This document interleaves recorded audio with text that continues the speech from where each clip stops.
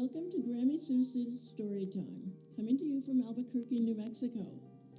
I have a great story to read to you today. I hope you like it as much as I do.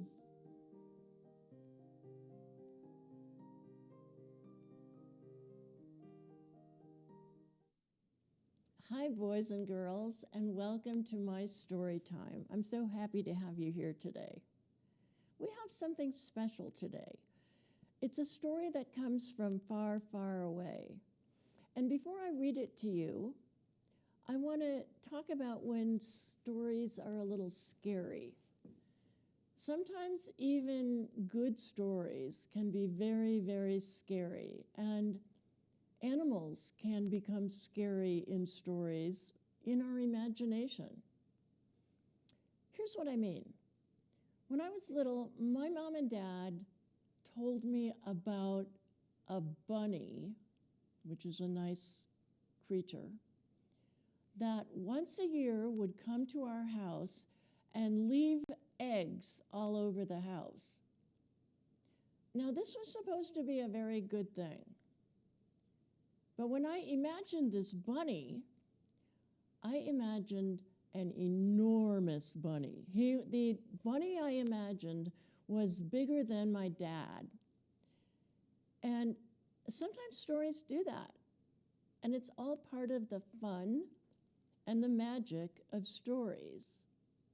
Today we're going to read a book, I'm going to put on my glasses, called Chicken in the Kitchen. And that doesn't sound very scary at all.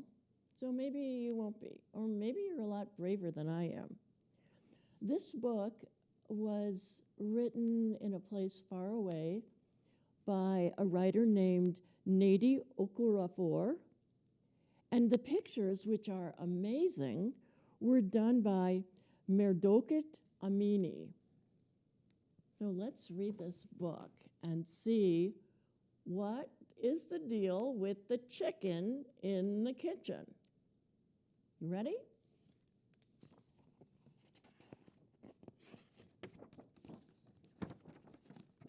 Okay.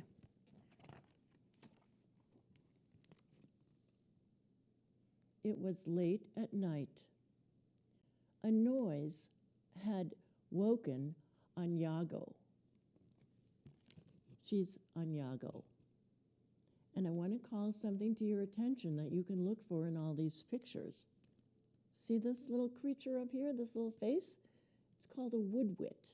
And you're going to see that woodwit hiding in all of the pictures. Anyago wakes up. She hears that noise. She climbed out of bed and crept quietly toward the kitchen. What do you see here?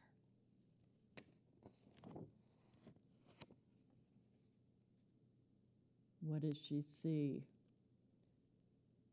It's a giant chicken in the kitchen. Find the woodwit. See if you can find the woodwit. I'm not going to show you.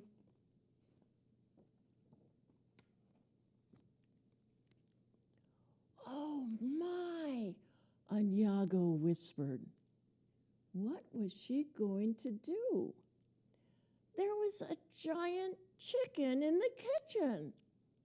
It was going to spoil the food her mother and aunties had cooked for the new yam festival the next day.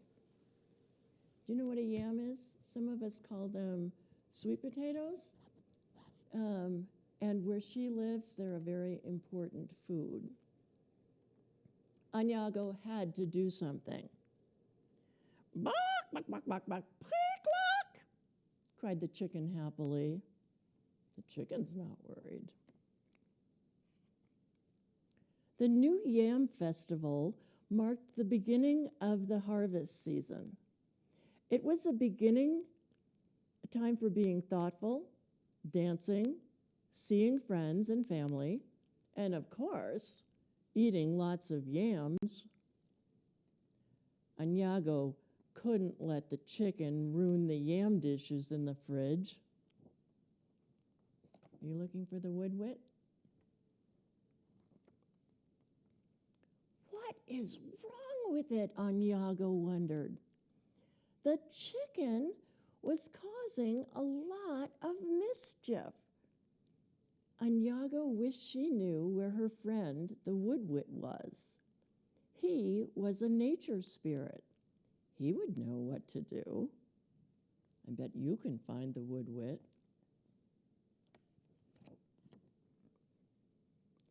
Anyago tried to muster up some courage.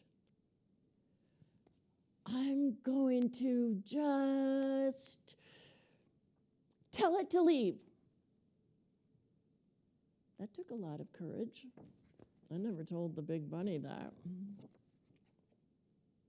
Or maybe not. It was time to get help from the woodwit, because that chicken isn't going anywhere. That chicken is staying in the kitchen. Where is it? Anyago wondered. The woodwit could travel through anything made of wood. It could be almost anywhere. Maybe it was playing outside in the coconut trees? If so, she would never be able to find it. Where is that woodwit when you need it? Oh, there you are, Anyago said. And there you are, the woodwit laughed. You have a chicken in your kitchen, and you want to get rid of it. How do you know? I know everything that wood knows, the woodwit said. Anyago didn't understand what the woodwit meant, but that didn't matter. The woodwit was always saying things that were odd like that. Will you help me? She asked. Sure, I love being helpful. It looks quite annoyed, the woodwit said. Whatever have you done to it? I didn't do anything, Anyago insisted. How can I make it leave? Ask it, the woodwit said. But ask it in Chickenese. But I don't speak Chickenese, cried Anyago. Say, buck, buck, cluck, the woodwit suggested. But you have to say it just right. And burst out laughing, amused with itself. Anyago lifted her chin, clenched her fists, and said, hello. She had her own magic, I think. The chicken flashed the sunniest, shiniest, sweetest smile Anyago had ever seen. Then the woodwit began to hum. It sounded like 3 voices and soft drum beats. It was with the sound of the drum beat that Anyago understood. How had she not guessed it? This was more than a chicken. Buck, buck, it said softly. It was asking her to dance. Later that night, when Anyago finally went to bed, she smiled to herself. Her father had told her about the powerful masquerade spirits that came to participate in the New Yam Festival.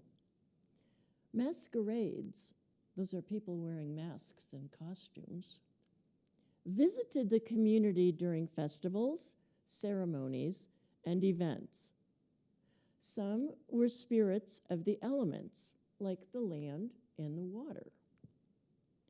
Others were ancestors, returning to dance, showing that death was a natural part of life. This one must have come back for a midnight snack. Here's the festival. At the New Yam Festival the next day, Anyago ate several yam dishes and saw some of the biggest yams she had ever seen.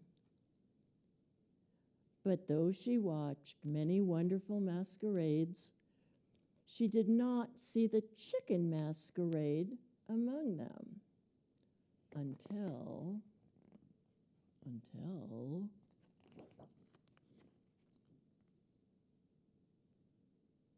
you have to find him. Do you see the chicken masquerade? Always be brave. Always be friendly. Say hello when you don't know what else to say. Thank you for listening. I hope you liked the story of Anyago.